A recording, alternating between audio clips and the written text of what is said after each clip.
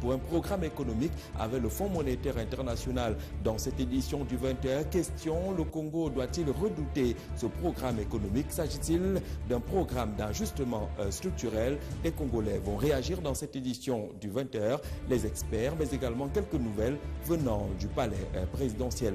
Dans cette édition, également des bonnes nouvelles dans le cadre de la lutte contre le sida.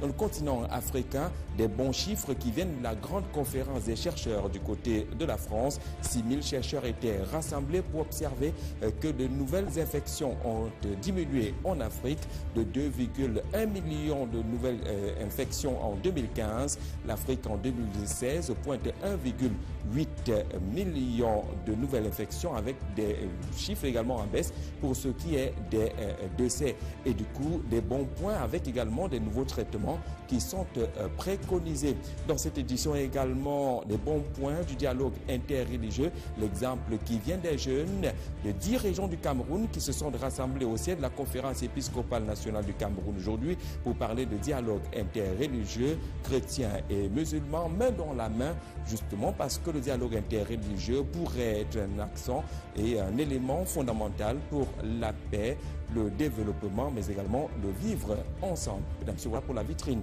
de cette édition du 20h. Une fois de plus, bonsoir et bienvenue au journal. Dans l'actualité, le président de la République, le président Paul Biya, a signé un décret aujourd'hui annonçant pratiquement 2 jours de deuil national, demain vendredi et samedi, en hommage aux victimes de cette catastrophe maritime, le bateau du bataillon intervention rapide, le Moudemba, qui a chaviré il y a de cela quelques jours, le 16 juillet dernier. Les drapeaux, selon le président Paul Biya, seront en Berne, au Cameroun, et dans les représentations diplomatiques. Et pour rendre hommage à ces éléments du bataillon d'intervention rapide, 34 au total qui ont perdu la vie sur les 37 que transportait ce bateau. Une cérémonie est programmée demain à Douala. Elle sera présidée par le ministre délégué à la présidence en charge de la défense, Joseph Betty Assomo. Dans le littoral, justement, et le département du Mungo, on parle encore des trafics, des stupéfiants, du cannabis et autres qui ont pignon sur eux depuis un certain temps, malgré le travail abattu par les éléments de la gendarmerie nationale. Quelques paysans, producteurs, devenant même des dealers, sont repérés locaux de la localité de Baré-Bakem. Les éléments de la gendarmerie nationale viennent de mettre la main sur un dealer, Harley Desbois-Ndébé. J'ai payé ça pour consommer. Comment on appelle ça? Va le nom de ça. La cargaison record est inédite. Du chanvre indien saisi par la brigade de gendarmerie de Baré-Bakem. Le détenteur faisait l'objet d'une recherche sur la base d'informations sécuritaires précises et de données recueillies auprès des populations. Les premiers éléments ont donc permis l'arrestation de cet individu de 48 ans alors qu'il s'apprêtait à écouler le produit. On nous a informé à travers n'est-ce pas, au téléphone que la personne est sur place. Nous avons effectué une descente et effectivement nous avons trouvé la personne et nous avons constaté qu'il était en train déjà effectivement de préparer le produit en question. Une perquisition dans son domicile permet de retrouver une arme de traite. C'est une arme artisanale. Elle est encore en utilisation. L'opération a été menée sous la diligence de Madame le sous-préfet de l'arrondissement. Nous sommes sans ignorer les conséquences sur le plan de la santé des populations. J'interpelle donc les populations à comprendre qu'il s'agit d'un acte dangereux, qu'elles nous apportent toute la collaboration nécessaire pour pouvoir leur apporter, continuer de jouer notre rôle qui est celle de leur sécurité. Placé en garde à vue à la disposition de l'enquête en cours par les éléments de la brigade de gendarmerie de Baré-Bakem, question d'approfondir les investigations et dévoiler les ramifications de ces réseaux de culture et de vente du chanvre indien dans le Mungo. On apprend des sources bien introduites dans les services du préfet du département de la Sanaga-Maritime que la voie ferrée a finalement été libérée au lieu dit Makondo, arrondissement d'Ongwe, qui a connu un déraillement de train hier soir. 9 wagons se sont détachés. Ils transportaient tous des produits pétroliers, du gasoil et du super, avec des pertes énormes. Les travaux ont permis de libérer cette voie ferrée. On parle également des morts enregistrés. Un agent d'une société de gardiennage, Africa Security, Dieudonné Ntebde, revient sur ce déraillement. Un Camerounais décédé et 6 wagons renversés. C'est le bilan du déraillement du train marchandises qui transportait les produits pétroliers. Ce train de l'entreprise Camrail en provenance de Douala et à destination de Yaoundé, qui a vu ses wagons se détacher de la locomotive, est venu finir sa course à 1 km de la gare voyageurs de Makondo, dans l'arrondissement de Ngwei, région du littoral. Du moins, cette manne tombée du ciel a permis aux riverains de se servir du précieux sésame qui coulait à flot.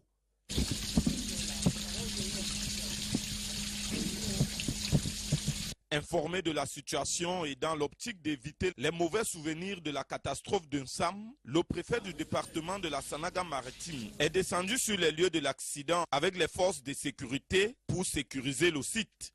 Il attend de tomber à l'assaut. Nous avons des gens sur le terrain, les gendarmes et les militaires, qui vont rester 1 ou 2 jours. Il n'y a pas de problème. Lorsque nous quittions les lieux, les grues étaient toujours attendues pour dégager la voie ferrée. On vous le disait justement, le préfet du département de la Sanaga-Maritime confirme que la voie ferrée a finalement été libérée. Parlons des biens communs, du vivre ensemble, du dialogue interreligieux qui pourrait être également un outil essentiel pour l'autonomisation des jeunes. C'est un peu ce qu'ont évoqué chrétiens, catholiques et musulmans rassemblés au sein de la conférence épiscopale nationale du Cameroun ce jour ici à Yaoundé pour mettre en place les jalons de ce dialogue interreligieux essentiel dans un contexte où le Cameroun est en train de chercher les voies pour prôner de façon durable et efficace le vivre ensemble. Nobéré Bodé. La cohabitation entre les fidèles des différentes confessions religieuses peine à prendre corps dans certains pays. À l'origine, la confusion sociale et certaines tensions des parents sur le choix des mariages interreligieux. Autant de menaces qui peuvent fragiliser le dialogue interreligieux dans un pays comme le Cameroun, où le pluralisme religieux a droit de citer.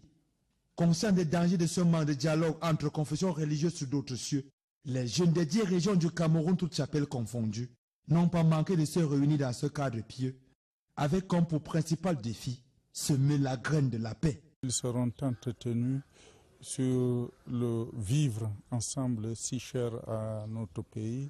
Ils seront formés sur la création des emplois et l'autonomie des jeunes. L'autre défi, d'après les organisateurs de ce forum, est de traiter les maux dont souffrent les jeunes. Parmi les plus récurrents, le problème d'emploi, objet des frustrations et autres préjugés. Le ministre de la Jeunesse et de l'Éducation civique a demandé que les experts du ministère de la Jeunesse viennent entretenir les jeunes pour leur présenter les opportunités offertes en leur faveur par le gouvernement de la République et ses partenaires, pour qu'ils sentent, pour qu'ils sachent en réalité que beaucoup est fait à leur faveur, mais sans doute n'ont-ils pas l'information. C'est l'occasion pour nous de leur porter l'information pour que, rentrés sur le terrain, ils puissent effectivement informer leur père de ce qui est fait. Avec de telles opportunités, les jeunes caressent déjà le rêve de voir leurs conditions de vie précaires améliorées. Et les jeunes ont certainement bien accueilli ces nouvelles qui viennent de la conférence des chercheurs dans le cadre de la lutte contre le sida qui vient de se tenir en France. Ils étaient 6000 rassemblés. La bonne nouvelle, c'est la mise en place des traitements à longue durée, mais également ces chiffres qui sont en nette régression pour ce qui est de nouvelles contaminations dans le continent africain. En 2015, on parlait de 2,1 millions de nouvelles contaminations. En 2016, désormais, c'est 1,8 million. Une régression qui se manifeste également au niveau des décès, de l'espoir de sortir justement de cette crise du VIH-Sida pour le continent noir. Mélanie Bibanga. Au cours de ce congrès qui a réuni les acteurs de la lutte contre le VIH-Sida, l'on note que pour l'Afrique, il y a eu 2 temps forts. Le premier étant l'annonce des chiffres qui confirment le recul de l'épidémie du sida dans ce continent taxé le plus touché par cette maladie. Les régions de l'Afrique australe et de l'Est, où vivent plus de la moitié des personnes séropositives, enregistrent le plus de progrès. Dans cette partie de l'Afrique, l'on observe un recul des nouvelles infections de 29% et une diminution de 42% des décès liés au sida. En Afrique de l'Ouest et en Afrique centrale, les résultats sont également satisfaisants. Les nouvelles infections connaissent un net recul, ainsi que les décès causés par cette épidémie. L'Afrique passe ainsi de 2,1 millions de personnes nouvellement infectées en 2015 à 1,8 million en 2016. Les 6 000 chercheurs réunis à Paris se frottent les mains du fait que la lutte contre le VIH-Sida avance et surtout avance à pas sûr. Le deuxième moment fort du congrès était justement la présentation d'une étude sud-africaine qui révèle l'existence d'un enfant de Soweto né séropositif et qui a suivi un traitement de 40 semaines dès sa naissance, puis l'a arrêté. 9 ans plus tard, bien que le virus soit toujours présent, mais le corps de l'enfant le contrôle tout seul. Un résultat qui ouvre des pistes de recherche prometteuses, occasionnant ainsi les débuts de ce qu'on appelle les traitements de longue durée d'action, dont les premières études démontrent leur efficacité. Pour ces chercheurs, il s'agira pour cette nouvelle méthode de se faire injecter les médicaments toutes les 8 semaines au lieu des prises de tous les jours. Une méthode qui pourrait être utilisée également comme moyen de prévention pour les populations à risque. Au moment où le Congrès de Paris ferme ses portes, les chercheurs sont tous unanimes sur le fait que la bataille est loin d'être gagnée. Cependant, une chose est sûre, ils se rapprochent de plus en plus de l'objectif. Rappelons que 35 millions de personnes sont mortes du VIH-Sida depuis 1981. On avait bien vu le thème de ces assises de Paris, en finir avec cette pandémie, en finir avec le sida. Parlons économie à présent. Vous l'avez suivi dans les titres à l'entrée de ce journal. Le Congo pourrait aller vers un programme économique avec le Fonds monétaire international. Le rendez-vous capital, c'est le 3 septembre prochain à Washington. Ce rendez-vous pourrait voir signer ces accords annonçant un programme économique. D'ailleurs, les indicateurs semblent aller dans ce sens. Les derniers propos du gouverneur de la Banque des États de l'Afrique centrale, il y a de cela quelques semaines du côté de N'Djamena, peut également confirmer les inquiétudes ou, on va le dire également, les espoirs de quelques institutions financières du côté du Congo. Doit-on redouter ce retour au Fonds monétaire international au Congo? Pascal Ngarandiaï pour le décryptage. Passant au crible la situation économique et financière difficile que traverse la sous-région Afrique centrale, le chef d'État des pays membres de la CEMAC, réunis en décembre 2016 dernier au sommet de Yaoundé, au Cameroun, avait décidé que chaque pays, chaque État devrait mettre en œuvre des réformes structurelles afin de faire face à la crise. 4 pays, à savoir le Cameroun, le Tchad, le Gabon et la Centrafrique, après négociation, sont entrés en programme avec le Fonds monétaire international FMI.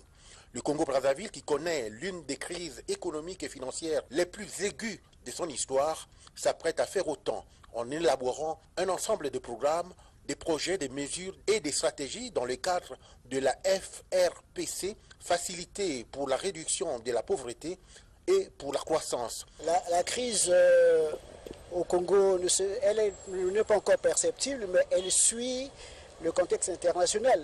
J'espère que le Fonds monétaire international ne va pas nous apporter une baguette magique. Non, pas du tout. Mais au moins nous accompagner. Que nous sommes asphyxiés, moi je trouve que c'est pas mauvais si on peut recevoir de l'aide de la FMI. C'est à l'appel des États pour régler les problèmes budgétaires et des déséquilibres macroéconomiques que le FMI intervient. Et donc, quand il y a des déséquilibres budgétaires, des déséquilibres macroéconomiques dans un pays, cela emmène le FMI à intervenir. Mais le FMI intervient à la demande plutôt de l'État, des États membres.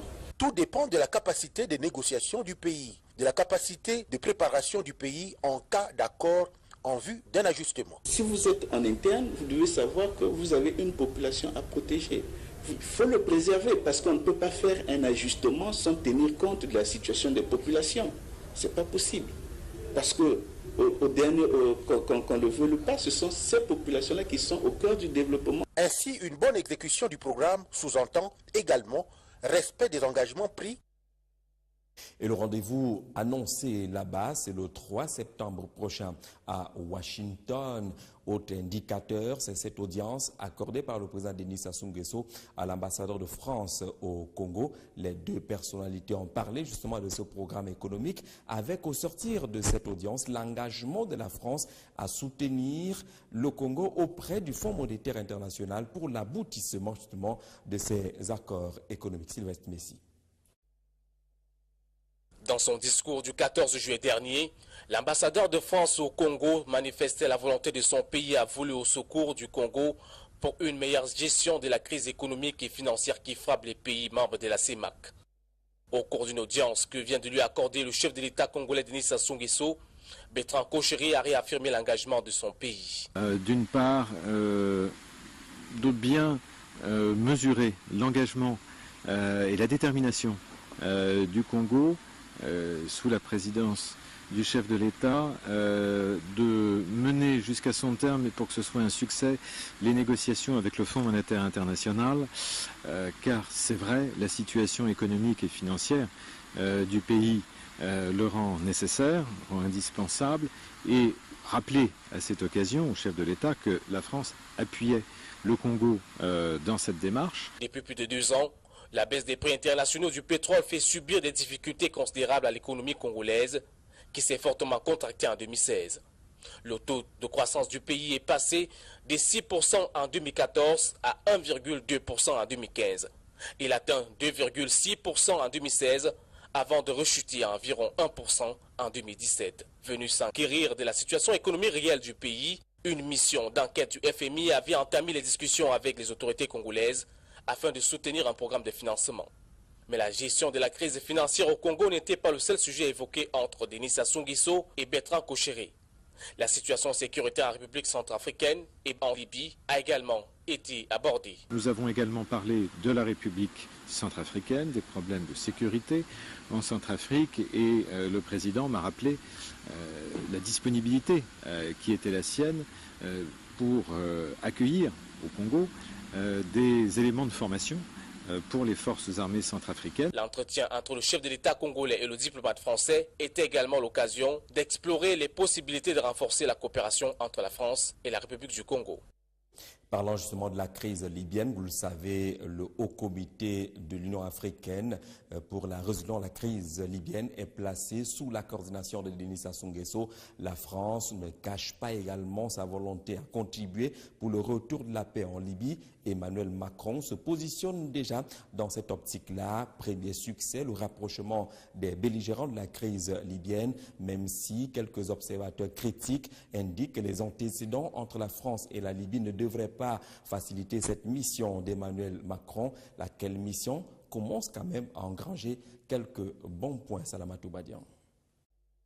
On le sait, la crise libyenne, le président français Emmanuel Macron en a fait l'une de ses priorités en matière de politique internationale. Il profite encore de son aura sur la scène internationale pour parvenir à convaincre les 2 protagonistes de la crise en Libye de signer une déclaration commune. On a besoin d'une personnalité neutre. En l'occurrence, le président Macron est neutre, même si son pays ne l'est pas. On a besoin également que le médiateur dispose d'un certain nombre de ressources. Le président Macron semble avoir gagné un point en réussissant l'exploit de les réunir et faire agréer un cessez-le-feu et la tenue des élections d'ici 2018. On ne peut rien faire là-bas sans ce général-là. Et comme il est entré dans le jeu, et il semble être dans le cas d'espèce une des personnes les plus engagées, alors il y a peut-être des chances. Pour Emmanuel Macron, la stabilisation de la Libye est indispensable dans la lutte contre le terrorisme et la régulation des flux migratoires. Sauf que l'histoire entre la France et la Libye est loin d'être un conte de fées. La situation qui prévaut actuellement en Libye est en grande partie due aussi aux décisions de la France. Par ailleurs, on a l'impression que la chute du général Muammar Kadhafi en 2011 hante encore le pays. La libération du jeune Kadhafi, cette libération pose un problème. Peut-être va-t-il se trouver, n'est-ce pas, en Libye, une partie de la population désireuse de voir le fils du grand leader monter aux affaires. La tâche s'annonce donc ardue pour le président français Emmanuel Macron, qui se veut des plus optimistes face aussi aux craintes transalpines de l'Italie, ancien colonisateur de la Libye. Rome digère mal cette rencontre des rivaux libyens et met en garde Paris, lui demandant d'éviter les erreurs dramatiques de Sarkozy qui a provoqué des désastres en Libye. Et tout est pratiquement à refaire du côté de Kidal. Nous sommes au Mali. La nuit d'hier a particulièrement été agitée, marquant ainsi la rupture du cessez-le-feu. Les principaux groupes belligérants sont encore entrés en conflit, sémant un climat de psychose à Kidal, mais des inquiétudes du côté de Bamako. Un malheur ne venant jamais seul. Quelques casques bleus des Nations Unies ont également trouvé la mort en terre malienne. Machuamba. Cessez-le-feu rompu hier à Kidal, au nord du Mali, suite aux violents affrontements entre la coordination des mouvements de l'Azawad et le Gatia, dont les soldats se sont affrontés à l'arme lourde, remettant en question la paix et la quiétude observées ces derniers mois dans la région. Les antagonismes entre le Gatia et la coordination des mouvements de l'Azawad viennent une fois de plus mettre à mal les efforts de paix issus des négociations d'Alger de septembre 2016. Le Gatia rejette les violences sur la CMA, soutenu par certains groupes djihadistes du Nord qui ont attaqué ces positions. Ces combattants ont dû battre en retraite avant de regagner leur quartier général quelques heures plus tard. Ces violences viennent remettre au centre des débats la désunion et les rivalités tribales entre des membres de la tribu des Iforas et le reste de l'Azawad. La région a longtemps été meurtrie et connaît un retard de développement à cause de l'intransigeance de certains, a déclaré un officiel touareg sous le sceau de l'anonymat. Malgré la signature de l'accord de paix d'Alger et sa ratification à Bamako, le comité de suivi tarde à se mettre en place du fait des dissensions entretenues au sein des tribus du Nord, mais surtout l'action néfaste d'Yak Agrali. Ces violences surviennent au moment où le gouvernement malien lance un plan de développement pour le Nord pour un coût global de 3,35 milliards d'euros. Même si 90% du financement reste à trouver, c'est une situation sociale qui inquiète les donateurs, principalement les opérateurs économiques maliens et les bailleurs de fonds en tête desquels l'Union européenne. Ces affrontements de Kidal ont été suivis d'un crash mortel d'hélicoptère à Gao, tuant 2 soldats allemands de la MINUSCA. Un crash accidentel, a déclaré à la presse la porte-parole du gouvernement allemand. Et chez le voisin au Sénégal, ce sont des inquiétudes quant à la poursuite du processus électoral. Problème, la distribution des cartes d'électeurs semble ne pas aller dans le sens du consensus. Jusqu'à présent, 70% de potentiels électeurs ont reçu leur carte électorale malgré les aménagements spéciaux décidés par le président Macky Sall. L'opposition s'interroge, l'opinion publique observe également avec plusieurs points d'interrogation. Monique Nyangono. À quelques jours du scrutin, le retard de livraison des nouvelles cartes d'électeurs empoisonne les derniers moments de la campagne des législatives au Sénégal. La campagne électorale qui s'est ouverte le 9 juillet 2017 s'achève ce vendredi 28 du mois en cours. Parmi les 6,2 millions d'électeurs inscrits sur les listes électorales, selon les autorités, 800 000 cartes n'ont malheureusement pas été confectionnées d'après la Direction générale des élections. À raison de 800 000 documents produits au maximum par jour jusqu'au dernier. Il est donc certain aujourd'hui que les cartes d'environ 500 000 électeurs sénégalais ne seront pas confectionnées d'ici le jour du vote. C'est fermé. Est-ce que c'est normal que ça soit fermé? Ça fait 3 jours que je suis venu ici. À 6 h du matin, dès que je donne mon extrait, on me dit c'est plein. 39 000 cartes qu'on doit recevoir, on n'a que 14 000 disponibles. Donc pourquoi ces 10 000 autres cartes n'ont pas encore été distribuées? En début de semaine, l'ancien président Abdoulaye Wade, ayant pris la tête d'une liste d'opposition pour les législatives de dimanche prochain, a appelé à une marche de réclamation des cartes d'électeurs à Dakar, une zone interdite aux autorités. Mais celui-ci a été interrompu et ses partisans ont été dispersés par les jets de gaz. Par ailleurs, le chef de l'État a saisi le Conseil constitutionnel afin d'autoriser le vote avec une autre pièce d'identité que la carte d'électeur. Si cette proposition est acceptée, les électeurs sans carte pourront malgré tout aller voter ce dimanche. Il est à noter que ces nouvelles cartes d'électeurs, à elles seules, servent en même temps de carte d'identité biométrique et permis de conduire. C'est un chef rebelle qui était activement recherché en République démocratique du Congo. Son nom de code Cheka, il est accusé d'avoir lancé une campagne de viol massif sur plus d'une centaine de personnes dans 13 villages différents. Il a, comme véritable coup de tonnerre sur ciel clair, décidé lui-même de se rendre entre les mains de la MONUSCO. Il était sous le coup d'un mandat d'arrêt des autorités de la justice militaire du côté du Congo. Karine Okomo. La reddition du chef de guerre Thabo Ntaberi alias Cheka est une victoire pour la mission des Nations Unies au Congo. En effet, le commandant du NDC, l'un des groupes qui sévit dans l'est de la République démocratique du Congo, s'est rendu à la MONUSCO le mercredi 26 juillet 2017 à Moutongo, dans le territoire de Walikale, qui a longtemps été l'un de ses fiefs. Accusé d'avoir lancé une campagne massive de viol en 2013 sur 387 civils, dont 300 femmes, 23 hommes, 55 filles et 9 garçons dans 13 villages, la justice militaire congolaise avait alors émis un mandat d'arrêt contre le chef milicien pour crimes contre l'humanité en 2011 et de sanction du Conseil de sécurité. Thabo Ntaberi, alias Cheka, est également accusé par Human Rights Watch, une organisation des droits de l'homme, d'avoir exécuté des dizaines de civils et de détournement d'alliances. Depuis quelque temps, ce chef de la rébellion avait l'intention de se rendre aux autorités congolaises, mais craignait pour sa sécurité. D'ailleurs, des discussions étaient en cours sur les modalités de sa reddition. Selon les autorités, cette reddition de Cheka est non seulement motivée par un poste au sein de l'armée congolaise, mais surtout par le fait que l'influence du chef rebelle est réduite au sein du NDC depuis près de 3 ans, car son adjoint Gidon a formé une dissidence au sein du mouvement. Toutefois, la MONUSCO tarde encore à remettre le rebelle aux autorités congolaises, le temps de discuter des mesures prises pour assurer sa sécurité en prison en attendant son procès. Retour au Cameroun pour annoncer que c'était aujourd'hui la tenue du conseil de cabinet du mois de juillet à la primature. 2 points étaient inscrits à l'ordre du jour.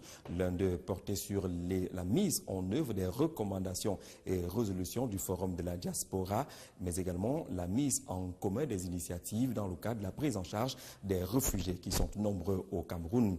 Et puis le vivre ensemble était évoqué à EDA, le chef du département de la Sanaga maritime, une initiative piloté par Jean-Ernest Ngale-Bibé-Masséna, le ministre des Enseignements secondaires, natif de ce coin qui a tenu à rencontrer toutes les différentes communautés qui vivent à EDA. On annonce même plusieurs initiatives devant mettre en place des bons mécanismes du vivre ensemble Dieu du NENTEP 2.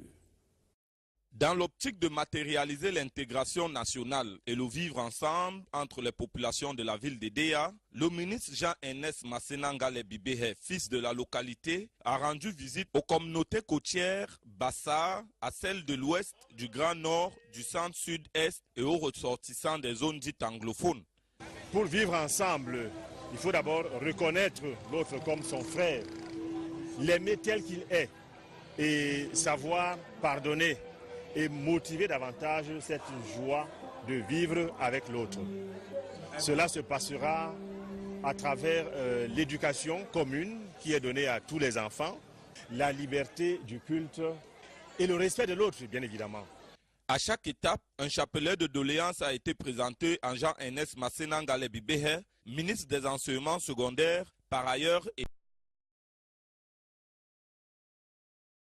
convier les uns et les autres à se joindre à lui pour qu'ensemble, ils puissent trouver des solutions à tous ces problèmes. Tout le monde s'est retrouvé ici au foyer Daniel, n'est-ce pas, en vue de manifester aussi notre joie et dire au ministre que nous sommes d'accord avec lui pour montrer que le vivre ensemble, c'est vraiment en Sanaga maritime. Qu'est-ce que vous allez... Dans toutes ces prises de parole, le ministre Jean-Ernest Masséna Ngale-Bibé a rappelé aux différentes communautés le bien fondé de l'attachement au vivre ensemble, un idéal de paix cher au chef de l'État. Pour montrer à leur hôte que son message n'est pas tombé dans les oreilles des sourds, les responsables des communautés ont convié du 29 au 30 le ministre Jean-Ernest Masséna Ngale-Bibé au stade municipal d'Edea pour un grand rassemblement.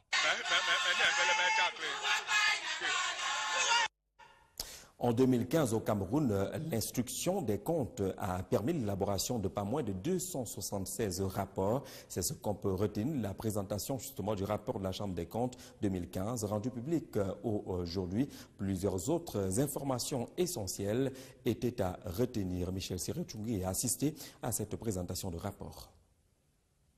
Ils sont devenus de tous les secteurs prendre connaissance du contenu de ce rapport d'activité 2015 de la Chambre des comptes de la Cour suprême, document important dans la gestion des comptes au Cameroun. Divisé en plusieurs chapitres, le rapport sur une base statistique rend compte des actes pris par la Chambre des comptes dans le cadre du contrôle juridictionnel et des missions extrajuridictionnelles. En 2015, le rapport indique que 12 comptes des comptables publics de l'État sur les 13 attendus au titre de l'exercice 2014 ont été produits au 31 décembre 2015, soit un taux de production de 92,30% contre 100% en 2014 et 2013. Le document fait savoir que l'instruction des comptes a donné lieu à 276 rapports. S'agissant des arrêts rendus, 277 ont été effectués par les sections chargées du contrôle et du jugement des comptes. Contrairement au précédent rapport, celui de 2015 est tout particulier. Il marque en réalité les 10 ans de fonctionnement de la Chambre des comptes. On a essayé de faire le point des comptes qui devaient être produits jusqu'à ces jours. On a essayé de faire le point du travail qui s'est fait au cours de l'année 2015. On a essayé de faire le point sur l'avis que nous donnons sur le projet de loi de règlement ainsi que sur le compte général de l'État qui est produit chaque année. Et puisqu'on parle également du fonctionnement de la Chambre, le rapport met en exergue la gestion des moyens financiers en relevant que la dotation budgétaire de fonctionnement de la juridiction financière a conservé sa tendance baissière observée depuis 6 ans et marquée par une diminution de plus de la moitié, soit 53,93%. La gestion des ressources humaines n'est pas en reste, avec notamment des ateliers de formation, des magistrats et des séminaires de formation à l'étranger. Ce journal se referme, l'information se poursuit sur Vision 4. Juste après le générique de fin, vous retrouverez parmi les sujets qu'on va vous proposer la célébration des 69 nouveaux lauréats de l'IAI, l'Institut africain d'informatique. C'était dans l'Oignon. ESSO, moment de joie mais d'apprentissage également. Et n'oubliez pas tout à l'heure à 21h, le rendez-vous de tous les jeudis soirs au cœur du mystère avec Nathan Amougou. Mesdames et messieurs, merci d'avoir regardé. Passez une magnifique soirée sur Vision 4.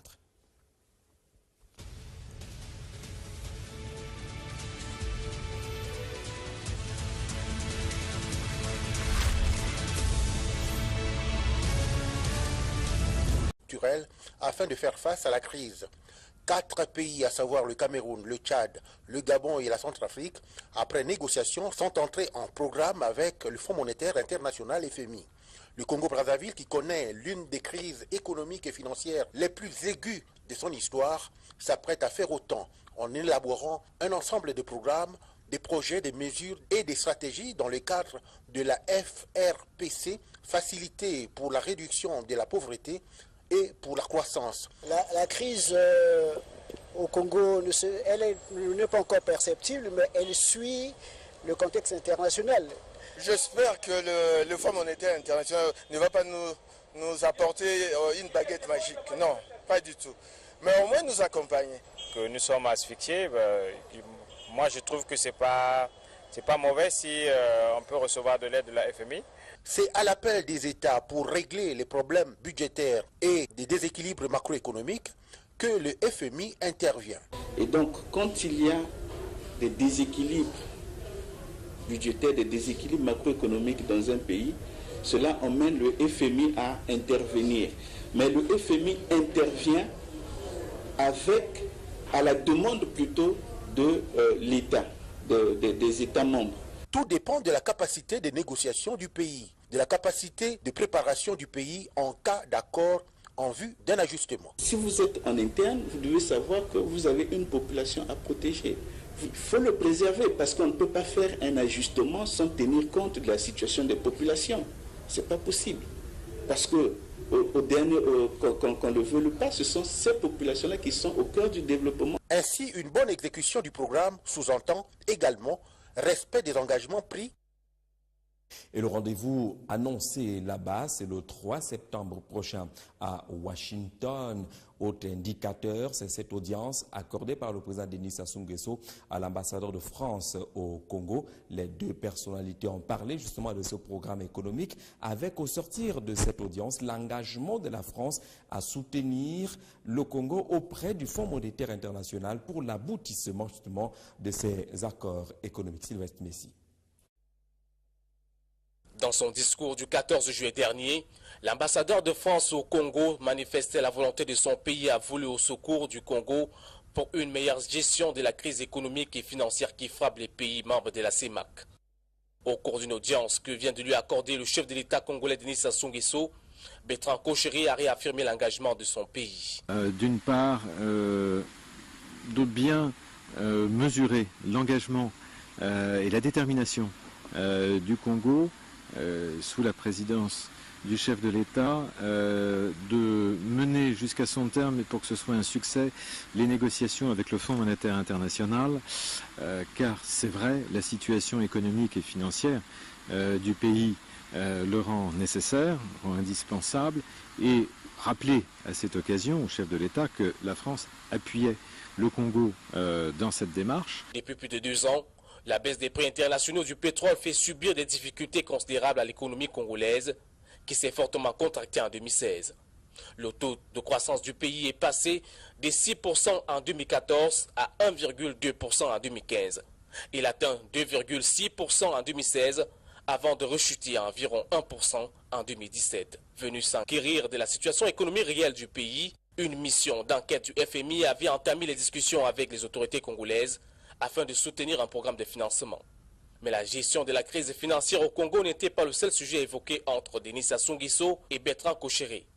La situation sécuritaire en République centrafricaine et en Libye a également été abordée. Nous avons également parlé de la République centrafricaine, des problèmes de sécurité en Centrafrique, et le président m'a rappelé la disponibilité qui était la sienne pour accueillir au Congo des éléments de formation pour les forces armées centrafricaines. L'entretien entre le chef de l'État congolais et le diplomate français était également l'occasion d'explorer les possibilités de renforcer la coopération entre la France et la République du Congo. Parlant justement de la crise libyenne, vous le savez, le Haut Comité de l'Union africaine pour la résolution de la crise libyenne est placé sous la coordination de Denis Sassou Nguesso. La France ne cache pas également sa volonté à contribuer pour le retour de la paix en Libye. Emmanuel Macron se positionne déjà dans cette optique-là. Premier succès, le rapprochement des belligérants de la crise libyenne, même si quelques observateurs critiques indiquent que les antécédents entre la France et la Libye ne devraient pas faciliter cette mission d'Emmanuel Macron. Laquelle mission commence quand même à engranger quelques bons points. Salamatou Badian. On le sait, la crise libyenne, le président français Emmanuel Macron en a fait l'une de ses priorités en matière de politique internationale. Il profite encore de son aura sur la scène internationale pour parvenir à convaincre les deux protagonistes de la crise en Libye de signer une déclaration commune. On a besoin d'une personnalité neutre. En l'occurrence, le président Macron est neutre, même si son pays ne l'est pas. On a besoin également que le médiateur dispose d'un certain nombre de ressources. Le président Macron semble avoir gagné un point en réussissant l'exploit de les réunir et faire agréer un cessez-le-feu et la tenue des élections d'ici 2018. On ne peut rien faire là-bas sans ce général-là. Et comme il est entré dans le jeu, et il semble être dans le cas d'espèce la personne la plus, une des personnes les plus engagées, alors il y a peut-être des chances. Pour Emmanuel Macron, la stabilisation de la Libye est indispensable dans la lutte contre le terrorisme et la régulation des flux migratoires. Sauf que l'histoire entre la France et la Libye est loin d'être un conte de fées. La situation qui prévaut actuellement en Libye est en grande partie due aussi aux décisions de la France. Par ailleurs, on a l'impression que la chute du général Muammar Kadhafi en 2011 hante encore le pays. La libération du jeune Kadhafi. Cette libération pose un problème. Peut-être va-t-il se trouver, n'est-ce pas, en Libye, une partie de la population désireuse de voir le fils du grand leader monter aux affaires. La tâche s'annonce donc ardue pour le président français Emmanuel Macron, qui se veut des plus optimistes face aussi aux craintes transalpines de l'Italie, ancien colonisateur de la Libye. Rome digère mal cette rencontre des rivaux libyens et met en garde Paris, lui demandant d'éviter les erreurs dramatiques de Sarkozy qui a provoqué des désastres en Libye. Et tout est pratiquement à refaire du côté de Kidal. Nous sommes au Mali. La nuit d'hier a particulièrement été agitée, marquant ainsi la rupture du cessez-le-feu. Les principaux groupes belligérants sont encore entrés en conflit, sémant un climat de psychose à Kidal, mais des inquiétudes du côté de Bamako. Un malheur ne venant jamais seul, quelques casques bleus des Nations Unies ont également trouvé la mort en terre malienne. Machuamba. Cessez-le-feu rompu hier à Kidal, au nord du Mali, suite aux violents affrontements entre la coordination des mouvements de l'Azawad et le Gatia, dont les soldats se sont affrontés à l'arme lourde, remettant en question la paix et la quiétude observées ces derniers mois dans la région. Les antagonismes entre le Gatia et la coordination des mouvements de l'Azawad viennent une fois de plus mettre à mal les efforts de paix issus des négociations d'Alger de septembre 2016. De l'enquête en cours par les éléments de la brigade de gendarmerie de Baré-Bakem, question d'approfondir les investigations et dévoiler les ramifications de ces réseaux de culture et de vente du chanvre indien dans le Mungo. On apprend des sources bien introduites dans les services du préfet du département de la Sanaga-Maritime que la voie ferrée a finalement été libérée au lieu dit Makondo, arrondissement d'Ongwe, qui a connu un déraillement de train hier soir. 9 wagons se sont détachés. Ils transportaient tous des produits pétroliers, du gasoil et du super, avec des pertes énormes. Les travaux ont permis de libérer cette voie ferrée. On parle également d'un mort enregistré. Un agent d'une société de gardiennage, Africa Security. Dieudonné Tebde revient sur ce déraillement. Un Camerounais décédé et 6 wagons renversés. C'est le bilan du déraillement du train marchandises qui transportait les produits pétroliers. Ce train de l'entreprise Camrail en provenance de Douala et à destination de Yaoundé, qui a vu ses wagons se détacher de la locomotive, est venu finir sa course à 1 km de la gare voyageur de Makondo, dans l'arrondissement de Ngwei, région du littoral. Du moins, cette manne tombée du ciel a permis aux riverains de se servir du précieux sésame qui coulait à flot.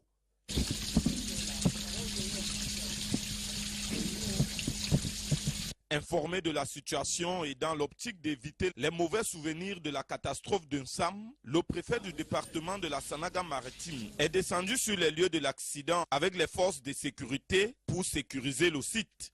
Il attend tomber à la source. Nous avons des gens sur le terrain, les gendarmes et les militaires, qui vont rester 1 ou 2 jours. Il n'y a pas de problème. Lorsque nous quittions les lieux, les grues étaient toujours attendues pour dégager la voie ferrée.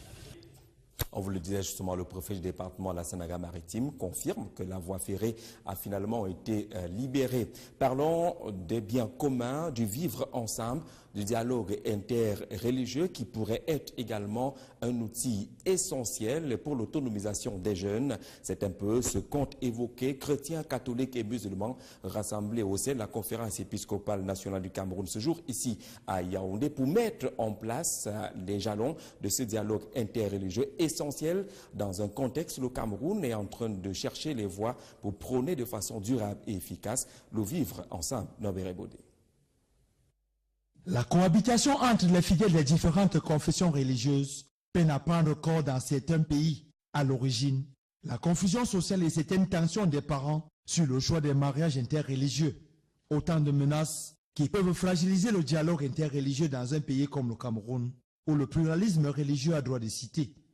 Conscients des dangers de ce manque de dialogue entre confessions religieuses sur d'autres cieux, les jeunes des 10 régions du Cameroun, toutes chapelles confondues, n'ont pas manqué de se réunir dans ce cadre pieux, avec comme pour principal défi semer la graine de la paix. Ils seront entretenus sur le vivre ensemble si cher à notre pays. Ils seront formés sur la création des emplois et l'autonomie des jeunes. L'autre défi, d'après les organisateurs de ce forum, est de traiter les maux dont souffrent les jeunes. Parmi les plus récurrents, le problème d'emploi, objet des frustrations et autres préjugés. Le ministre de la Jeunesse et de l'Éducation civique a demandé que les experts du ministère de la Jeunesse viennent entretenir les jeunes pour leur présenter les opportunités offertes en leur faveur par le gouvernement de la République et ses partenaires, pour qu'ils sentent, pour qu'ils sachent en réalité que beaucoup est fait à leur faveur, mais sans doute n'ont-ils pas l'information. C'est l'occasion pour nous de leur porter l'information pour que, rentrés sur le terrain, ils puissent effectivement informer leur père de ce qui est fait. Avec de telles opportunités, les jeunes caressent déjà le rêve de voir leurs conditions de vie précaires améliorées. Et les jeunes ont certainement bien accueilli ces nouvelles qui viennent de la conférence des chercheurs dans le cadre de la lutte contre le sida qui vient de se tenir en France. Ils étaient 6000 rassemblés. La bonne nouvelle, c'est la mise en place des traitements à longue durée, mais également ces chiffres qui sont en nette régression pour ce qui est de nouvelles contaminations dans le continent africain. En 2015, on parlait de 2,1 millions de nouvelles contaminations. En 2016, désormais, c'est 1,8 million. Une régression qui se manifeste également au niveau des décès, de l'espoir de sortir justement de cette crise du VIH-Sida pour le continent noir. Mélanie Bibanga. Au cours de ce congrès qui a réuni les acteurs de la lutte contre le VIH-Sida, l'on note que pour l'Afrique, il y a eu 2 temps forts. Le premier étant l'annonce des chiffres qui confirment le recul de l'épidémie du sida dans ce continent taxé le plus touché par cette maladie. Les régions de l'Afrique australe et de l'Est, où vivent plus de la moitié des personnes séropositives, enregistrent le plus de progrès. Dans cette partie de l'Afrique, l'on observe un recul des nouvelles infections de 29% et une diminution de 42% des décès liés au sida. En Afrique de l'Ouest et en Afrique centrale, les résultats sont également satisfaisants. Les nouvelles infections connaissent un net recul, ainsi que les décès causés par cette épidémie. L'Afrique passe ainsi de 2,1 millions de personnes nouvellement infectées en 2015 à 1,8 million en 2016. Les 6000 chercheurs réunis à Paris se frottent les mains du fait que la lutte contre le VIH-Sida avance et surtout avance à pas sûr. Le deuxième moment fort du congrès était justement la présentation d'une étude sud-africaine qui révèle l'existence d'un enfant de Soweto né séropositif et qui a suivi un traitement de 40 semaines dès sa naissance puis l'a arrêté. 9 ans plus tard, bien que le virus soit toujours présent, mais le corps de l'enfant le contrôle tout seul.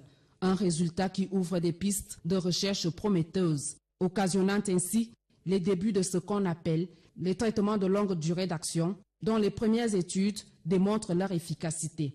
Pour ces chercheurs, il s'agira pour cette nouvelle méthode de se faire injecter les médicaments toutes les 8 semaines au lieu des prises de tous les jours. Une méthode qui pourrait être utilisé également comme moyen de prévention pour les populations à risque. Au moment où le Congrès de Paris ferme ses portes, les chercheurs sont tous unanimes sur le fait que la bataille est loin d'être gagnée. Cependant, une chose est sûre, ils se rapprochent de plus en plus de l'objectif.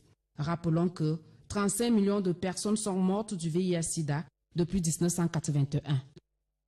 On avait bien vu le thème de ces assises de Paris, en finir avec cette pandémie, en finir avec le sida. Parlons économie à présent. Vous l'avez suivi dans les titres à l'entrée de ce journal. Le Congo pourrait aller vers un programme économique avec le Fonds monétaire international. Le rendez-vous capital, c'est le 3 septembre prochain à Washington. Ce rendez-vous pourrait voir signer ces accords annonçant un programme économique. D'ailleurs, les indicateurs semblent aller dans ce sens. Les derniers propos du gouverneur de la Banque des États de l'Afrique centrale, il y a de cela quelques semaines du côté de N'Djamena, peut également confirmer les inquiétudes ou, on va le dire également, les espoirs de quelques institutions financières du côté du Congo. Doit-on redouter ce retour au Fonds monétaire international au Congo? Pascal Ngarandiaï pour le décryptage. Passant au crible la situation économique et financière difficile que traverse la sous-région Afrique centrale, le chef d'État des pays membres de la CEMAC, réunis en décembre 2016 dernier au sommet de Yaoundé au Cameroun, avait décidé que chaque pays, chaque État devrait mettre en œuvre des réformes structurelles. Pour un programme économique avec le Fonds monétaire international. Dans cette édition du 20h, question, le Congo doit-il redouter ce programme économique? S'agit-il d'un programme d'ajustement structurel? Les Congolais vont réagir dans cette édition du 20h. Les experts, mais également quelques nouvelles venant du palais présidentiel. Dans cette édition, également des bonnes nouvelles dans le cadre de la lutte contre le sida. Dans le continent africain, des bons chiffres qui viennent de la grande conférence des chercheurs du côté de la France. 6000 chercheurs étaient rassemblés pour observer que de nouvelles infections ont diminué en Afrique de 2,1 millions de nouvelles infections en 2015. L'Afrique en 2016 pointe 1,8 millions de nouvelles infections avec des chiffres également en baisse pour ce qui est des décès. Et du coup, des bons points avec également des nouveaux traitements qui sont préconisés. Dans cette édition également, des bons points du dialogue interreligieux. L'exemple qui vient des jeunes de 10 régions du Cameroun qui se sont rassemblés au siège de la conférence épiscopale nationale du Cameroun aujourd'hui pour parler de dialogue interreligieux, chrétiens et musulmans, main dans la main, justement parce que le dialogue interreligieux pourrait être un accent et un élément fondamental pour la paix, le développement, mais également le vivre ensemble. Mesdames et messieurs, pour la vitrine de cette édition du 20h. Une fois de plus, bonsoir et bienvenue au journal. Dans l'actualité, le président de la République, le président Paul Biya, a signé un décret aujourd'hui annonçant pratiquement 2 jours de deuil national, demain vendredi et samedi, en hommage aux victimes de cette catastrophe maritime, le bateau du bataillon intervention rapide, le Moudemba, qui a chaviré il y a de cela quelques jours, le 16 juillet dernier. Les drapeaux, selon le président Paul Biya, seront en Berne, au Cameroun, et dans les représentations diplomatiques. Et pour rendre hommage à ces éléments du bataillon d'intervention rapide, 34 au total qui ont perdu la vie sur les 37 que transportait ce bateau. Une cérémonie est programmée demain à Douala. Elle sera présidée par le ministre délégué à la présidence en charge de la défense, Joseph Betty Assomo. Dans le littoral, justement, et le département du Mungo, on parle encore des trafics, des stupéfiants, du cannabis et autres qui ont pignon sur eux depuis un certain temps, malgré le travail abattu par les éléments de la gendarmerie nationale. Quelques paysans, producteurs, devenant même des dealers, sont repérés. Le cas de la localité de Baré-Bakem, les éléments de la gendarmerie nationale viennent de mettre la main sur un dealer, Arlé Desbois-Ndébé. J'ai payé ça pour consommer. Comment on appelle ça? Va le nom de ça. La cargaison record est inédite. Du chanvre indien saisi par la brigade de gendarmerie de Baré-Bakem. Le détenteur faisait l'objet d'une recherche sur la base d'informations sécuritaires précises et de données recueillies auprès des populations. Les premiers éléments ont donc permis l'arrestation de cet individu de 48 ans alors qu'il s'apprêtait à écouler le produit. On nous a informé à travers n'est-ce pas, au téléphone que la personne est sur place. Nous avons effectué une descente et effectivement nous avons trouvé la personne et nous avons constaté qu'il était en train déjà effectivement de préparer le produit en question. Une perquisition dans son domicile permet de retrouver une arme de traite. C'est une arme artisanale. Elle est encore en utilisation. L'opération a été menée sous la diligence de Madame le sous-préfet de l'arrondissement. Nous sommes sans ignorer les conséquences sur le plan de la santé des populations. J'interpelle donc les populations à comprendre qu'il s'agit d'un acte dangereux, qu'elles nous apportent toute la collaboration nécessaire pour pouvoir leur apporter, continuer de jouer notre rôle qui est celle de leur sécurité. Placé en garde à vue à la disposition